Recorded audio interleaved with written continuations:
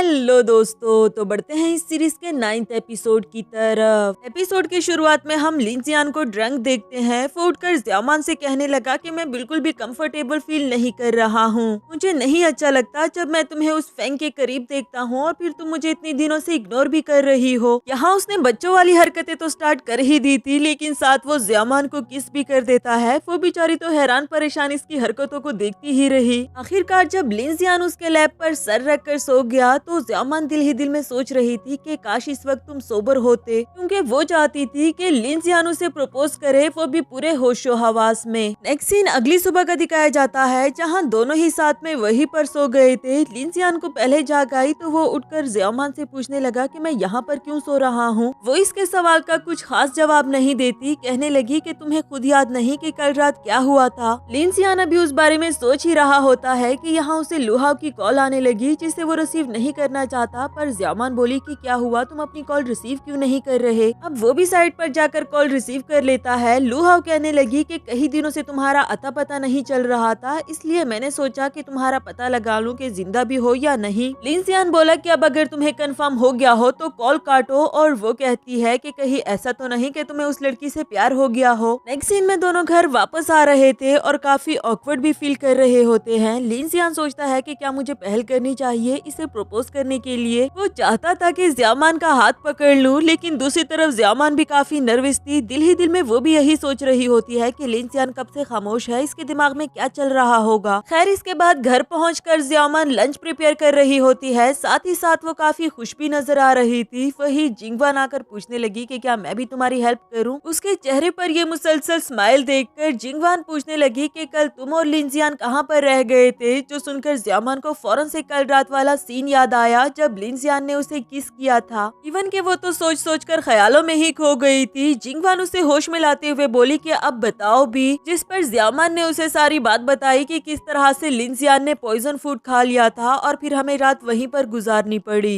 लेकिन जिस तरह से ज़्यामान खुश नजर आ रही थी, जिंगवान दिल ही दिल में सोचने लगी कि यकीनन कल रात इन दोनों के बीच में जरूर कुछ न कुछ हुआ होगा। नेक्स्ट सीन डिनर का दिखाया गया, जहाँ सभी साथ बैठकर डिनर कर रहे होते हैं। इस बार तो सबको ऐसा लग रहा था कि फेंग का यहाँ पर आखिरी डिनर है, लेकिन फेंग इतनी आसानी से कहाँ जाने वाला था जब तक वो ज़्यामान का दिल जीतकर उसे अपनी फीलिंग्स ना बता दे। इसलिए यहाँ पर एक बॉम्ब फोड़ते हुए बोला कि मेरा कैमरा खराब होने की वजह से इसमें कोई भी पिक्चर सेव नहीं हुई, तो हमें सारी पिक्चर्स दोबारा से लेनी होगी। ये तो किसी को भी अच्छा नहीं लगा कि उसने इतनी मेहनत की और बेचारे की सारी मेहनत जाया हो गई। अंकल आंटी ने उसे कुछ दिन और रुकने के लिए कहा कि अच्छी सी पिक्चर्स लेकर जाना। तो फेंग बोला कि हाँ बिल्कुल, क्या ऐसा हो सकता है कि मैं 2-4 दिन आपके घर में गुजार लूं, इस तरह से मुझे ज़्यामान का खाना भी रोज खाने को मिल जाएगा। अंकल बोले कि वो सब तो ठीक है, पर ये मुनासिब नहीं लगेगा और हमारे घर में एक्स्ट्रा रूम भी तो नहीं। जिस पर फेंग कहते हैं कि अंकल लिंजियान भी तो आपके घर में रह रहा है ना, तो मैं क्यों नहीं। यहाँ अंकल ने उसे और क्लियर करके बताया कि उसकी और तुम्हारी बात अलग है, वो मेरा फ्यूचर में होने वाला सन इन लॉ है। दूसरी तरफ से वेनमू बोला कि अगर फेंग चाहे तो मेरी शॉप पर भी रुक सकता है, मगर जिंगवान कहने लगी कि नहीं नहीं, तुम्हारी शॉप बहुत छोटी है, ये वहाँ पर कैसे रहेगा। मेरे ख्याल से तो लिंजियान इसे अपने साथ अपने रूम में भी रख सकता है। जहाँ ये सब आपस में मशवरे दे रहे थे, वहाँ दूसरी तरफ ज़्यामान बोली कि बस डन हो गया, फेंग भी लिंजियान के साथ उसके रूम में ही रहेगा। बेचारे लिंजियान से तो किसी ने पूछा तक नहीं। इधर फेंग तो खुशी से भागकर अपना सामान लेने के लिए चला गया। नेक्स्ट सीन में वो अपना सामान ले आता है और खुशी खुशी से लिंजियान के रूम में इंटर हो गया। वो इसे मुंह लगाए बगैर एक्सरसाइज में मसरूफ रहा, जबकि फेंग उसे जेलस करवाना चाहता है। कहता है कि पहले तो तुम्हें मसला हो रहा था, अब जब मैं आ गया हूँ तो तुम कुछ बोल भी नहीं रहे। वैसे एक बात बता दूं तुम्हें कि मैं ज़्यामान के साथ तुमसे ज्यादा सिंसियर हूँ, और अगर ऐसा ही चलता रहा तो मैं तुम्हें पूरी तरह से रिप्लेस कर दूंगा। जो सुनकर अब लिंजियान को भी गुस्सा आने लगा। वो कहता है कि मैं कितना सिंसियर हूँ और कितना नहीं, ये मुझे तुम्हें प्रूफ करने की जरूरत नहीं। और जहाँ तक मुझे रिप्लेस करने की बात है तो ख्वाब देखना बंद करो। फिर उसे उठाते हुए अपने रूम से बाहर फेंक दिया। उसका सामान और स्केटबोर्ड भी उसके साथ फेंक देता है। फेंग को गुस्सा तो आया, मगर वो जबरदस्ती करने के बजाय सबकी हमदर्दियां समेटना चाहता था, और ये रास्ता उसे जिंगवान ने ही बताया है। फ्लैशबैक के सीन से हम देखते हैं जब जिंगवान ने उसे बताया कि अगर तुम कल चले गए तो फिर हमेशा के लिए ज़्यामान को खो दोगे। लिंजियान के हक में सबसे बड़ी फेवर ये है कि वो ज़्यामान के घर में रहता है। अगर तुम भी ज़्यामान के करीब होना चाहते हो तो तुम्हें भी हर हाल में उसके घर में रहना होगा। प्रेजेंट में फेंग को एक आइडिया आया। उसने बाहर ही अपने लिए टेंट लगा लिया और ज़्यामान के आने का वेट कर रहा होता है ताकि उसकी हमदर्दी समेट सके। ज़ियामान ने जब इस टेंट को लगा हुआ देखा तो उसे समझ नहीं आती कि आखिर इसमें कौन होगा। उसे तो लगा कि शायद मेरे पेरेंट्स ही कोई बच्चों वाला खेल खेल रहे हैं। अंकल आंटी को तो खुद भी पता नहीं था कि आखिर ये चल क्या रहा है कि अचानक से फेंग ने अपना मुंह बाहर निकाला और उसने बताया कि मुझे लिंजिया ने रूम से बाहर निकाल दिया था, इसलिए मैंने यहाँ पर टेंट लगा लिया।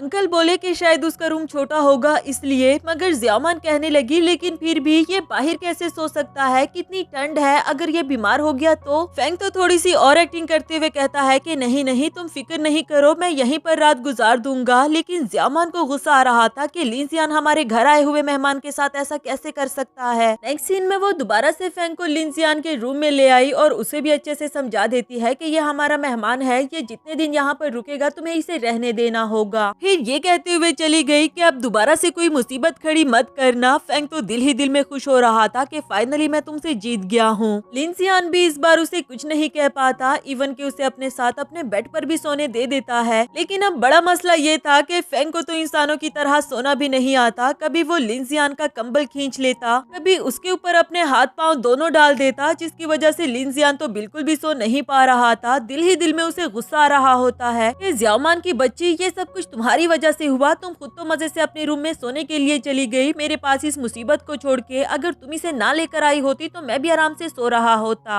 आखिरकार तो फेंग ने खराटे मारने भी शुरू कर दिए, जिससे तंग आकर लिंजियान अपने रूम से बाहर आ गया। ज़ियामान के डोर पर नॉक करके उसे बाहर बुला लेता है और जब उसने पूछा कि तुम यहाँ पर क्या कर रहे हो, तो वो इसे फेंग के खराटे सुनवाने के लिए ले आता है कि अब इसमें मैं कैसे सोऊंगा। उसके खराटों की आवाज सुनकर तो ज़ियामान भी सोचने लगी कि हाँ, इसमें तो कोई भी नहीं सो सकता। लिंजियान बोला कि तुम ही इसे लेकर आई थी ना, अब तुम्हें मेरी जिम्मेदारी भी उठानी होगी। अगले सीन में वो इसके रूम में आकर बैठ गया था। ज़ियामान बोली कि अब यहाँ पर बैठकर सिर्फ मेरा मुंह देखते रहोगे क्या? तुम्हें पता तो है कि मेरे रूम में सिर्फ एक ही बेड है, तुम नीचे जाकर कुछ खा पी क्यों नहीं लेते? लिंजियान बोला कि अगर मैं नहीं सो पाया तो मैं तुम्हें भी सोने नहीं दूंगा, और अगर तुम चाहती हो कि ऐसा ना हो तो सुबह होते ही इस फेंग को घर से बाहर निकालो। ज़ियामान बोली कि क्या कह रहे हो तुम, किसी मेहमान को ऐसे घर से बाहर निकालना अच्छी बात है क्या? और लिंजियान बोला कि ठीक है, तो वो रोज रोज मुझे ऐसे परेशान करेगा और मैं भी तुम्हारे रूम में आकर तुम्हें भी सोने नहीं दूंगा। अब ज़ियामान ऐसा भी नहीं चाहती, पर कुछ न कुछ तो उसे करना पड़ेगा। वो लिंजियान से कहती है कि अच्छा ठीक है, मैं इस बारे में कुछ सोचती हूँ, लेकिन फिलहाल तो मुझसे कुछ सोचा भी नहीं जा रहा, मैं लेट कर ही सोच लेती हूँ। लेटी तो वो सोचने के लिए थी, मगर लेटते साथ ही वो गहरी नींद में सो भी गई। इधर लिंजियान उसे आवाजें देता रहा कि तुम सोच रही हो ना, जबकि वो तो सो चुकी थी। लिंजियान बोला कि ये भी अजीब मखलूक है, अभी लेटी ही थी और साथ में सो भी गई। उधर ज़ियामान खुद से सोने के बीच में कंबल हटा देती है और लिंजियान भी उसे ठंड लगने तो नहीं दे सकता था, इसलिए उसके पास जाकर उस पर कंबल ओढ़ने लगा। इधर ज़ियामान ने उसे हक कर दिया। लिंजियान खुद को छुड़ाना तो चाह रहा था, लेकिन ये इतना आसान काम भी नहीं था।